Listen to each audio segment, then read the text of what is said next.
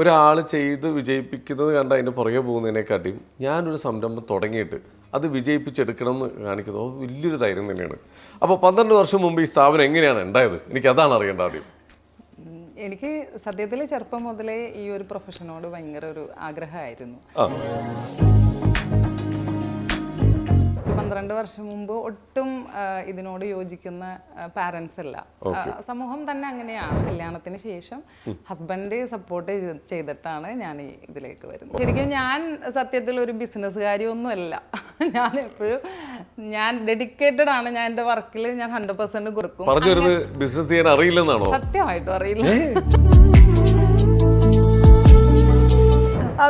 അതെന്റെ ഡെഡിക്കേഷൻ കൊണ്ട് ഞാൻ കയറി വന്നതായിരിക്കാം. ടൈമിൽ പോലും ഞാൻ അത്രയും പങ്ക്ച്വലാണ്.